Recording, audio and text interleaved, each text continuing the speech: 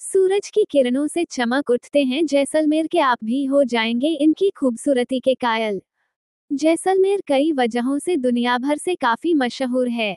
इस शहर की खूबसूरती को निहारने दुनिया भर से लोग यहाँ आते हैं। राजस्थान अपने किलों और महलों के लिए देश विदेश में जाना जाता है।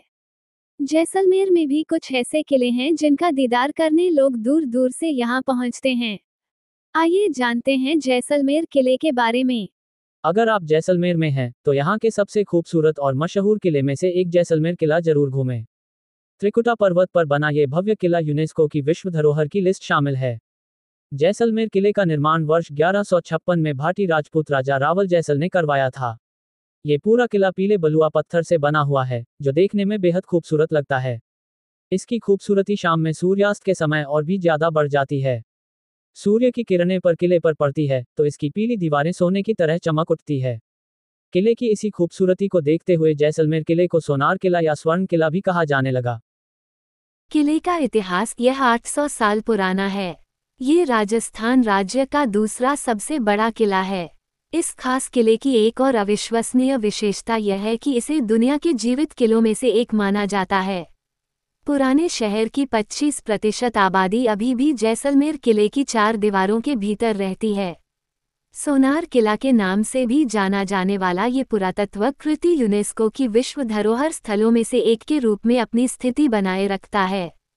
अगर आप जानना चाहते हैं कि जैसलमेर किले का निर्माण कब हुआ था, तो इसका इतिहास 1156 है। इसे जैसल नामक राजपूत शासक ने बनवाया था, जिसके नाम पर इस किले का नाम पड़ा।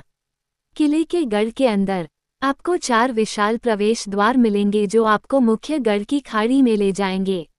आपको उनमें से प्रत्येक में से गुजरना होगा। एक छुट्टी मनाने वाले के रूप में ये वास्तव में एक शानदार अनुभव है। आप एक एक करके शक्तिशाली किले के अन्य जटिल विवरणों का पता लगा सकते हैं। राजमहल पैलेस नामक इस भव्य महल पर एक नज़र डालें। ये जैसलमेर के महाराजा या शासक का वास्तविक सिंहासन था। किले के परिसर में आप सुंदर दिखने वाले जैन मंदिर देख सकते हैं। इनमें से लगभग 7 हैं। इनमें से प्रत्येक का निर्माण 12वीं शताब्दी में हुआ था। मेरता के आस्करण चोपड़ा नामक एक महान व्यक्ति थे। उन्होंने संभावनता के नाम से एक विशाल मंदिर का निर्माण करवाया था। मंदिर में प्राचीन वास्तुकला के साथ 600 से अधिक मूर्तियां हैं।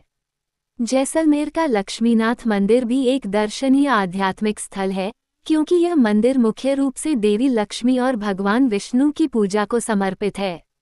आप पुराने समय के राजपूत शासकों द्वारा निर्मित सदियों पुरानी हवेलियां भी देख सकते हैं।